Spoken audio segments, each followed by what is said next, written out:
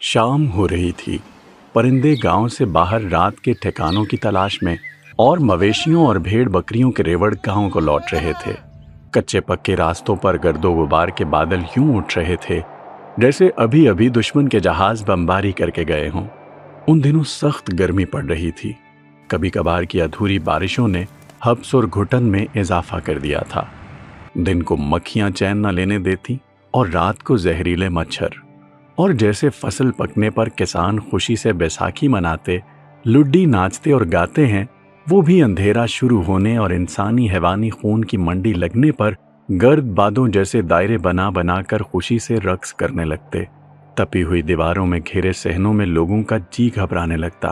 وہ چھت کی کھلی فضا میں جانے کے لیے اتنے بے چین ہوتے کہ شام سے پہلے ہی گاؤں کے اوپر ایک گاؤں آباد ہو جاتا۔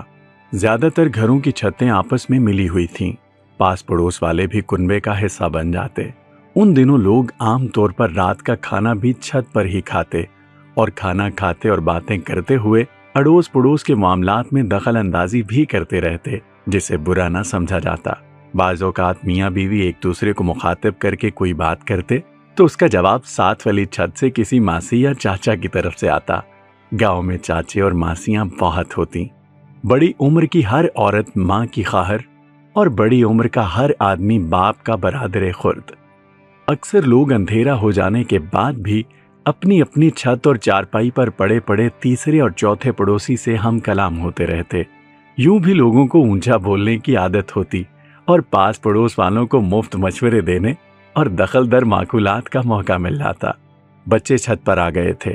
میں انہیں پیڈسٹل فین لگا کر دینے آیا تھا، مگر ایک چارپائی کی ادوائن ٹھیک کرنے اور ماسی حاجرہ موچن کی پہیلی سننے لگ گیا۔ وہ اپنے 4 سالہ پوتے کو پہیلی بجھوا رہی تھیں۔ بات پاواں بتولی پاواں، بات نو لگے کنڈے، ایک کڑی نو ویاون چلے سارے پنڈ دے منڈے۔ لڑکا کچھ دیر سوچتا رہا، پھر بولا، میں نے بوجھ لیا دادی، تم نے گانے کو پوچھا ہے، کنے کنے جانا ہے بلو دے کر۔